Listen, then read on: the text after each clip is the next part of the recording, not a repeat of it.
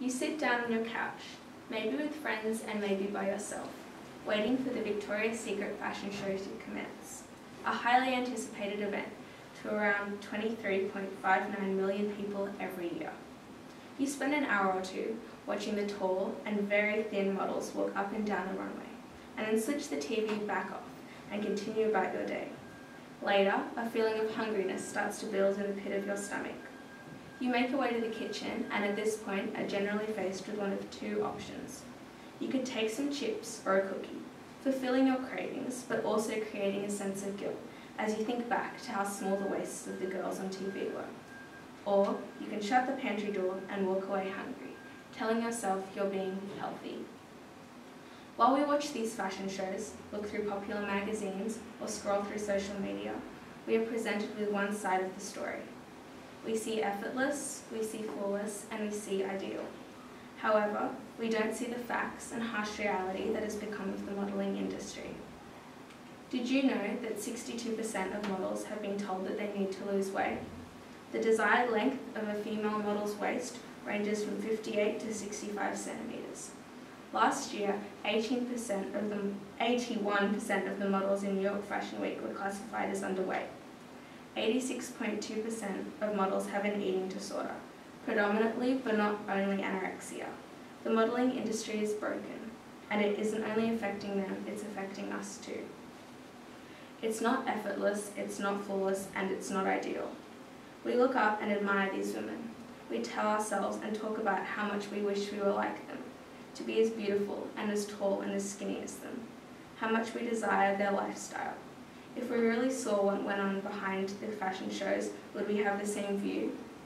Hours upon hours spent in the gym, being told by instructors that you need to lose weight or you won't book jobs. 54% of models hear this on a regular basis. No carbs, no fat, no sugar. It's all about saying no to things that can be enjoyed in moderation. The amount of Photoshop used by major fashion industries is shocking.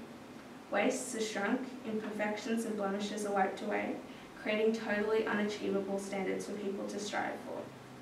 69% of girls in ages 11 to 18 reported that pictures in magazines influence their perception of the perfect body.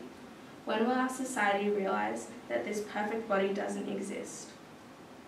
What saddens me the most is the fact that 42% of girls in grades 1 to 3 want to be thinner.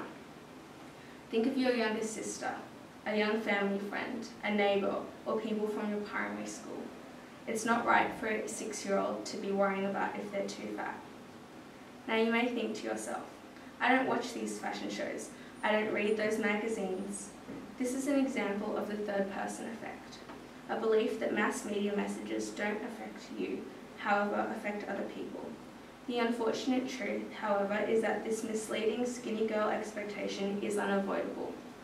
By the time you're 17, you've reviewed 250,000 TV commercials telling you that you should aspire to have a body size smaller than what is healthy. This is a big deal. Out of all the mental illnesses, eating disorders have the largest mortality rate. These eating disorders affect over 16% of Australia's population. This is a big deal. The influence models have on people watching shows, seeing them, or the Photoshop version of them is life or death for some people. This is a big deal. Now what can we do? We can stop buying magazines that portray clearly photoshopped people.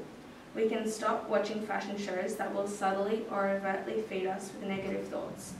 We can be positive about each other's bodies and maintain a clear goal of being healthy, not skinny. If you want the cookie, then have the cookie.